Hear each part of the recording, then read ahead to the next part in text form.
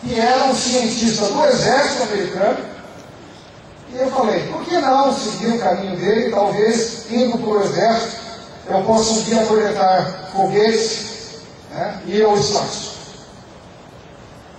Mas, neste ano, um belo dia, eis que o meu capitão comandante de companhia me tira de aula, e eu, com o coração aos pulos, porque como aluno de preparatória, com 15 anos de idade, qualquer oficial já era um semideus, e o meu capitão-chefe de comandante de companhia era um semideus de maior grandeza. E depois de me apresentar, ele pergunta, já que você tem feito palestras pelo Brasil afora, falando do programa espacial norte-americano e do programa espacial soviético, tem aqui um convite para você ir para o CTA, conhecer o programa espacial brasileiro. Você quer? Eu respondi com entusiasmado sim. Então ele falou, faça a sua mala e tem um avião te esperando no aeroporto de Viracopos. Eu fico imaginando se isso seria possível hoje.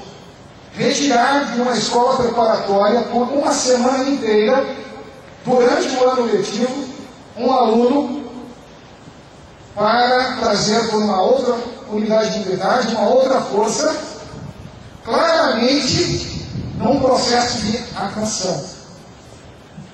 Eu passei uma semana aqui e fiquei apaixonado pelo CTA. Conheci o que se fazia no ITA, o que se fazia no IPB, o que se fazia no então nascente IAE, Instituto de Atividades Espaciais na época. Vi a placa, aqui será fabricado o Bandeirante. E o Bandeirante, apesar de ter voado em 68, só foi produzido em série a partir de 72. Aquela placa já tinha o S apagado, o R apagado, o A apagado e um acento na letra E dizendo, aqui é fabricado o Bandeirante. Conheci um engenheiro verde que estava erigindo as instalações da Avibraz Unidade 1, atrás da Embraer. Foi uma semana fantástica, mas a coroação dessa semana foi a entrevista que eu tive com o brigadeiro Paulo Vitor da Silva, diretor-geral do CTA, num escritório humilde, que hoje abriga o Banco Itaú, que era resultado das instalações de construção original do CTA. Eu fico pensando o que levou o brigadeiro Paulo Vitor a mandar aquela aeronave Beechcraft, popularmente conhecida como Maca 7, me buscar em Campinas. E após essa entrevista eu resolvi trocar a minha carreira de oficial de artilharia do Exército por uma carreira de oficial engenheiro da aeronave. E o DCTA, para mim, representa essencialmente duas coisas. Um lugar singular, único, onde se pratica a maturidade tecnológica e onde se pratica o sincretismo civil e militar. Aqui nós temos de tudo. A escola, o ITA, os institutos de pesquisa, IAE e IAV, a ligação com a indústria feita através do IFI e todas as indústrias que nasceram no nosso entorno. De forma que tudo o que é necessário para ir da ciência ao produto final, aqui pode ser feito. E aqui é um local onde as culturas civil e militar se unem para o cumprimento do objetivo maior nosso, que é garantir a soberania do espaço aéreo através do desenvolvimento de novos produtos. Disse o Marechal Manuel Luiz Osório, Marquês do Herzog, patrono da arma de cavalaria do Exército Brasileiro: soldados, é fácil a missão de comandar homens livres. basta mostrar-lhes o caminho do dever. Com isso, Osório e muitas outras personalidades da nossa história produziram uma sociedade livre e democrática, diferente de muitas outras que existem nesse país. Eu falo isso porque a nossa missão no CTA é um pouquinho mais difícil. Aqui nós temos que liderar pessoas não apenas livres, mas também pessoas inteligentes. E liderar pessoas livres e inteligentes é mais difícil do que simplesmente liderar pessoas livres. Eu descobri ao longo da minha carreira que para ter sucesso nessa liderança é necessário deixar bem claro quais são os objetivos a atingir, estabelecer o diálogo e buscar o consenso. Metade da vida foi essa a mensagem que eu dei aos alunos do primeiro ano do ITA.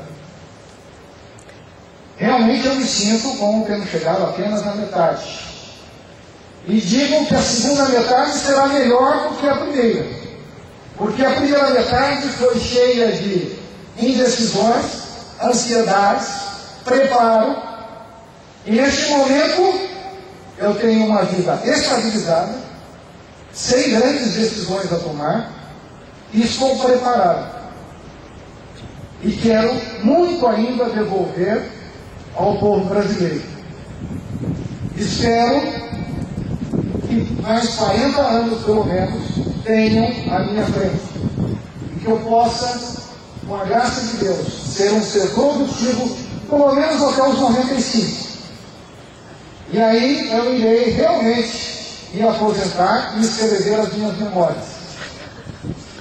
Como já foi divulgado, eu fiz o meu pedido de reserva, extemporaneamente, por livre opção, e disse ao comandante Saiba que se permanecesse na ativa, teria mais talvez 5 anos de serviço. Mas eu estava livremente optando pela possibilidade de poder servir a aeronáutica no mínimo mais 15, talvez 20 anos. Num momento como esse, é comum um militar dizer e ouvir que a missão foi cumprida. Diferentemente do comum, eu vou dizer, a missão foi cumprida pela metade. Ainda há muito que se fazer. Eu também fui indagado nessa semana o que eu iria fazer nos próximos 40 anos. E eu encontrei em 2 palavras a resposta do que eu pretendo fazer. Essas palavras são fortaleza e generosidade. Eu irei dar o melhor de mim para tornar o povo brasileiro mais forte, em todos os sentidos.